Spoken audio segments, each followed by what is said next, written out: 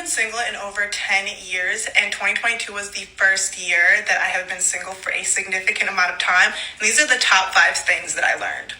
For context, I have jumped from relationship to relationship ever since the 8th grade. I'm 25 now.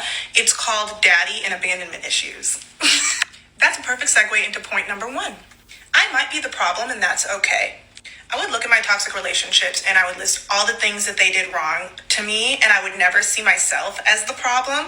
And reflecting in 2022, I really had to sit myself down and see how I might have contributed to some things.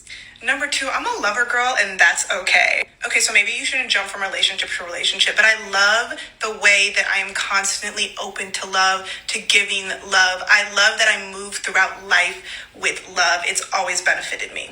Number 3, I started treating myself how I treat others. One of the things that I love about myself is how I love, and I love so unconditionally, and I'm so loyal to other people, and I give so much. And I really learned this past year, I'm like, why don't I just do all of those things for myself? Once you start doing that, A, you will not accept anything less from any other person because you know you can give it all to yourself. And then B, you show people how to treat you. Number 4, you will find that feeling again.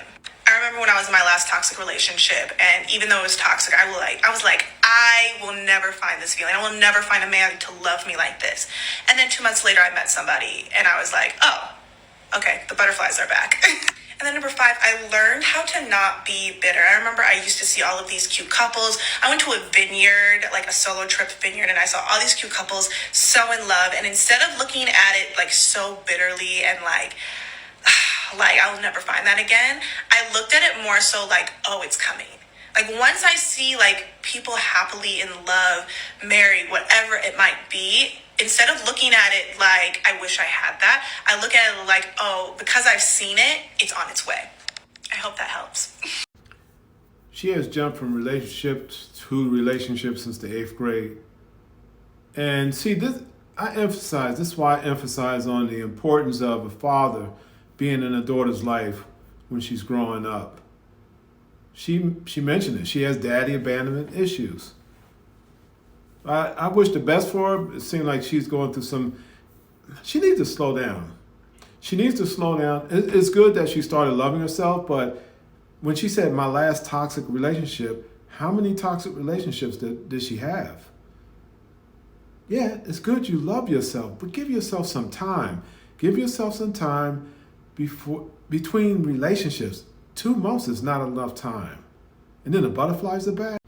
I was going to stop this video short as far as my comment is concerned and reacting to this video, but I find this very important because, see, I have a daughter myself, and I don't know, young women, they have like, I don't know, it's just like my heart goes out to them because, I can understand that. I have women in my family, relatives that have gone through this, daddy abandonment issue.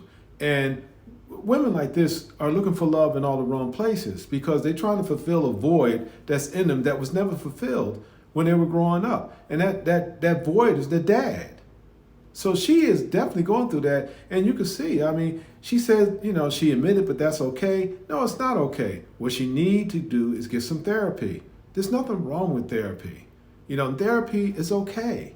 It's not that expensive these days like it was a long time ago.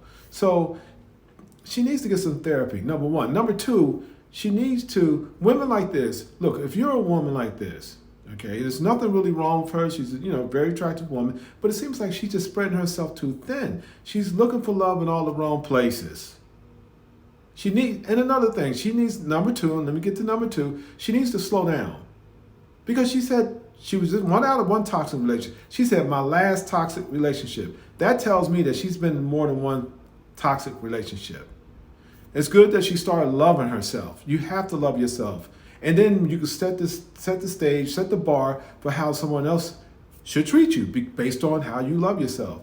That's good. That's a start, okay? But she needs to slow down.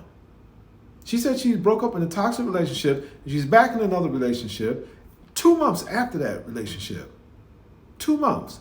And from what she was saying, it sounded like that she was really into that person. So 2 months, and now she got the butterflies back all over again. what is this, dopamine or something like that, you know, that to keep things going? Is this something that she's craving for within herself? You know, like a sugar crave, a salt crave. People have different cravings. That's like some form of crave for her. So if you're a young lady like her going through this and you have daddy abandonment issues, my advice is, I'm not a psychiatrist, a doctor, or anything like that, but my advice would be to go get some therapy. Talk about it to someone, a stranger, someone who's a professional who can help you out. And then, you know, set appointments throughout the year if you can afford them. Some sessions go for like $40 a session. You know, if you're like this young lady, do yourself some justice. Do yourself a favor. You say she says she loves herself, so if she loves herself that much, get some therapy because she's spread herself too thin.